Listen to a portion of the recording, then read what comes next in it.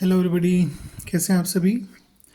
आज हम कक्षा 10वीं की जो हमारे एनसीईआरटी की मैथ्स है उसके चैप्टर 4 में एक्सरसाइज 4.3 इसका पहले का दूसरा प्रश्न करेंगे।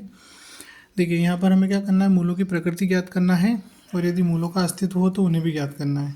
ठीक है, तो मूलों की प्रकृति ज्ञात करने के लिए हम क्या करते हैं, जो हमारा व्यापक द्विघात समीकरण होता है, व्यापक द्विघात समीकरण, जिसे हम कहते हैं ax² + bx + c बराबर 0,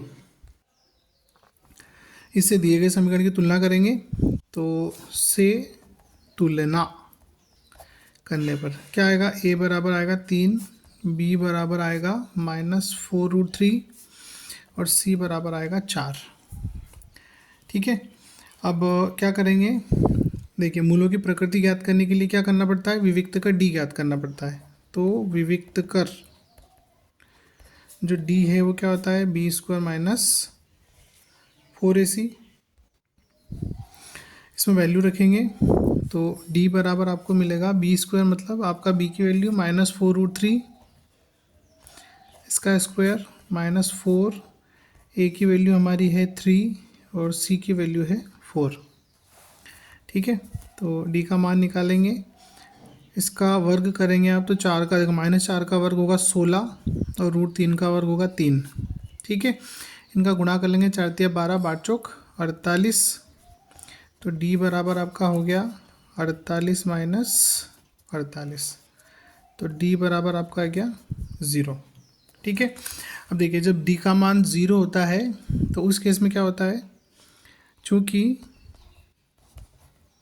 विविक्त कर d बराबर क्या है, 0 है,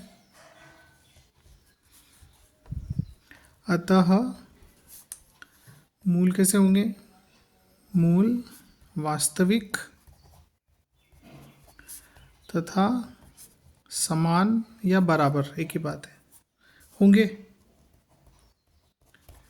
है ना, अर्थात मूलों का अस्तित्व होगा, अर्थात मूलों का अस्तित्व है। ठीक है, मूलों का अस्तित्व है तो मूलों का अस्तित्व अगर है तो उनको ज्ञात भी करना है। तो मूलों का अस्तित्व ज्ञात करने के लिए हमारे पास क्या है, श्रीधराचार्य जी का सूत्र है जो क्या कहता है, देखिए ये समीकरण x के रूप में है तो x बराबर -b ± b² - 4ac आता है यहाँ पर, तो इसको हम यहाँ d लिख सकते हैं क्योंकि b² - 4 ac जो है वो विविक्तकर होता है और अपॉन में 2a, है ना, -b ± b² - 4ac upon 2a, b² - 4ac को हमने d लिखा।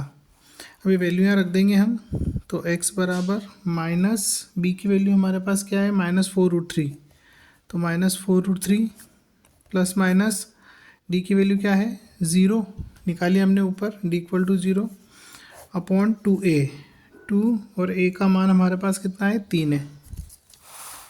ठीक है, ये a b और c की वैल्यू हमारे पास तुलना करने पर जो हमने निकाली थी। अब इसको थोड़ा सा हल कर लेंगे तो x बराबर माइनस माइनस प्लस हो जाएगा, 4√3 और √0 = 0, तो इससे +-0/6। ठीक है, तो x की वैल्यू आपकी, एक बार आप प्लस साइन लेंगे एक बार माइनस साइन लेंगे तो क्या मिलेगा, 4√3/6 और x बराबर 4√3/6। दोनों मूल बराबर मिलते हैं हमको, जो कि हमने पहले ही कहा था जब विविक्तकर निकाला था। तो x के दो मान मिले आपको, 4√3/6, आप यहाँ पे काट सकते हैं, 2 दूनी 4 और 2 तिया 6, 2 दूनी 4 2 तिया 6, तो x बराबर आपका हो जाएगा 2√3/3 और यहाँ पर भी आपको मिलेगा 2√3/3। इसको थोड़ा और अगर आप हल करना चाहें तो इस नीचे वाले 3 को आप 2 बार √3 लिख सकते हैं, 1√3 से 1√3 कैंसिल हो जाएगा। सेम प्रोसेस यहाँ पर भी होगी, तो आपको जो x के मान मिलेंगे वो क्या मिल जाएंगे, x बराबर 2/√3 और 2/√3। तो ये दोनों मूल हो गए आपके किसके, इस द्विघात समीकरण के।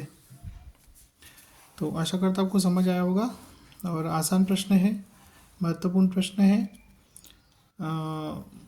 Thanks for watching. वीडियो को लाइक करें, चैनल को सब्सक्राइब करें, मुझे सपोर्ट करें। Thank you.